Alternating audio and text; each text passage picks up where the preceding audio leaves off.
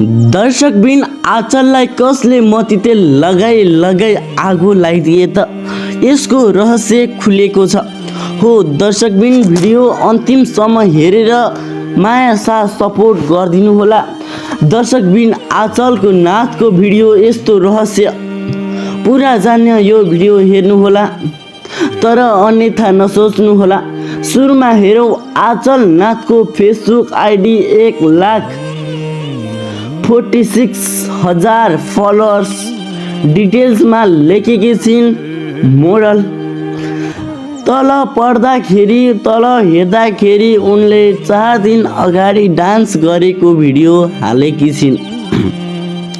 हो दर्शकबिन एकदमै राम्रो डान्स गरेको भिडियो हालेकी छिन्, तर उनलाई कसले यस्तो गरेका छन्?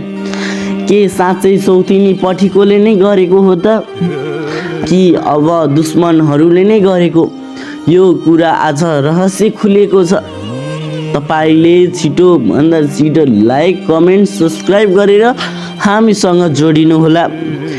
दर्शकबिन आँचलले धेरै दिन अगाडिदेखि नै उनले रुँदै टिकटक पनि हालेको थिए। यदि तैँले तेरो बुढासँग म गएको जस्तो शङ्का लाग्छ भने मलाई मुद्दा हाल्दे भनेर उनले भनेकी छिन्। उनीलाई हामीले बचाउन त सकिन, उनी यो संसारबाट त्याग गइसकिन्, तर पनि उनलाई सबैले हार्दिक श्रद्धाञ्जली, स्वर्गमा बास होस् भनिदिनुस्। अब कस्तो खालको न्याय दिनु पर्ला?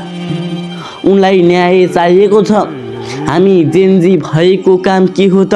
उनलाई न्याय दिने नै काम हो।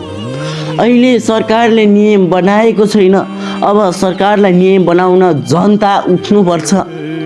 जेनजी होइन, अब जेनजीको पावर देखाउनु पर्छ। हो दर्शकबिन सुन्दा अनौठो लाग्न सक्छ। उनले पुष्कल शर्माको गीतमा भिडियो बनाएर भाइरल भएकी थिइन्। उनले अहिले धेरैजना साथीहरूको वा फ्यानहरू कमाइरहेकी छिन्। 1,46,000 उनले फलोअर्स र फ्यानहरू कमाएकी छिन्। छोटो समयमै उनले धेरै ठुलो प्रगति गरेका छिन्। उनको डिभोर्सको कुरा पनि उनले टिकटकतिर चल्दै आएको थियो। धेरैजना साथीहरूले हाल्नुहुन्थ्यो फेक हो कि रियल हो भनेर, तर आफैले प्रत्यक्ष देख्दा मनै कस्तो थरङ्ग हुन्छ होला। हो दर्शकबिन भिडियो हेरिरहनु भएको छ भने सब्सक्राइब गर्न छुटाउनु भएको छ भने सब्सक्राइब गर्नु होला। त्यो मतितेल कसले खलाएर कसले भागे त के साँच्चै अब त्यो अपराधीलाई के हामीले सजाय नै दिने हो त? त्यो भन्दा पनि हामीले फाँसी दिनुपर्छ भन्ने मैले सोचेको छु। हो तपाईहरूले के सोच्नु भएको छ कमेन्ट बक्समा कमेन्ट गर्न नभुल्नुहोला।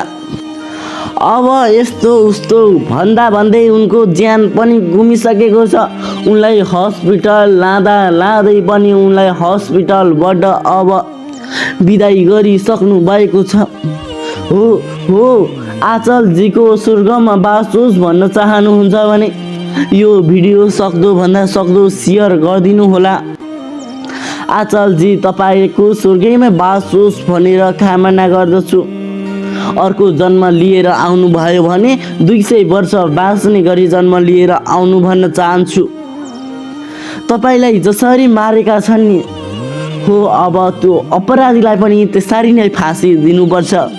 हो दिदी तपाईँले न्याय पाउनु भएको छैन थाहा छ। अब त्यो न्याय पाउनको लागि हामी जेनजीहरू उठ्छौँ। उठेर मात्र होइन, हामी केही परिवर्तन ल्याउँछौँ। त्यसरी अरूको ज्यान मार्नुभन्दा अगाडि आफ्नो कुरा कहिले सोचेनन्। अब त्यो सोच्नुभन्दा अगाडि